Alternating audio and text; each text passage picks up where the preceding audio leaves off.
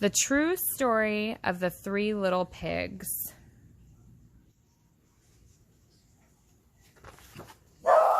By A. Wolf.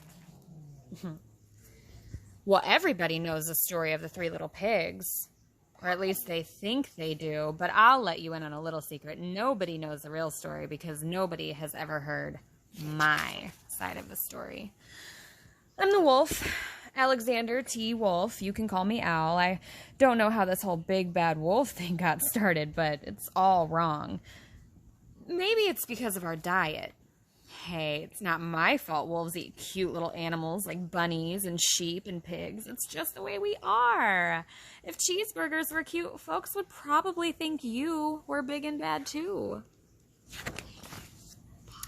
But like I was saying, the whole big bad wolf thing is all wrong. The real story is about a sneeze and a cup of sugar. This is the real story. Way back and once upon a time, I was making a birthday cake for my dear old granny. I had a terrible sneezing cold and I ran out of sugar. So I walked down the street to ask my neighbor for a cup of sugar. Now this neighbor was a pig and he wasn't too bright either. He had built his house out of straw. Can you believe it? I mean, who in his right mind is going to build a house of straw? So, of course, the minute I knocked on the door, it fell right in.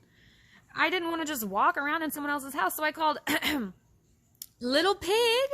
Little pig, are you in? No answer.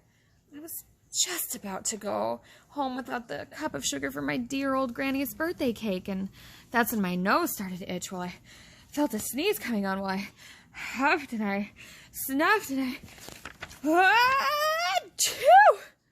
sneezed. A great sneeze. And you know what? That whole darn straw house fell down. And right in the middle of the pile of straw was the first little pig, dead as a doornail. He had been home the whole time. It seemed like a shame to leave a perfectly good ham dinner lying there in the straw, so I ate it up. Think of it as a big cheeseburger, just lying there. Well, I was feeling a little better, but I still didn't have my cup of sugar, so I went to the next neighbor's house, and this neighbor was the first little pig's brother. He was a little smarter, but not much. He had built his house of sticks. I rang the bell on the stick house. Nobody answered.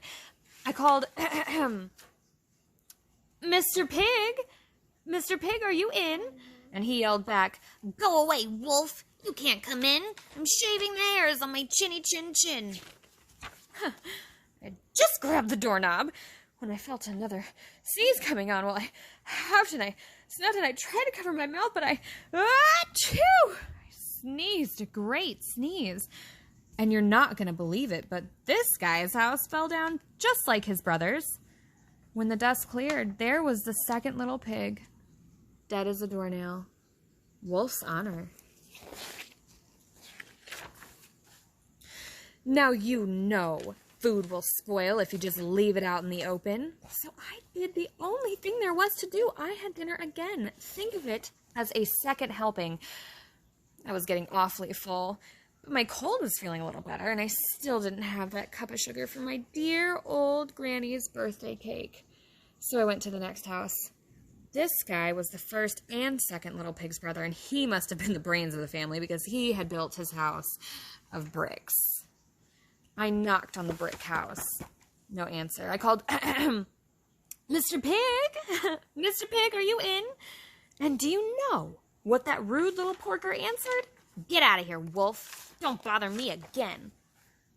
Ugh, talk about impolite. Probably had a whole sack full of sugar, and he wouldn't even give me one little cup for my dear sweet old granny's birthday cake. What a pig. I was just about to go home and maybe make a nice birthday card instead of a cake when I felt my cold coming on while I huffed and I snapped and I sneezed once again. And then the third little pig yelled, And your old granny can sit on a pin. usually a pretty calm fellow, but when somebody talks about my granny like that, I go a little crazy. When the cops drove up, of course I was trying to break down this pig's door. And the whole time I was huffing and puffing and sneezing and, just making a real scene. The rest, as they say, is history.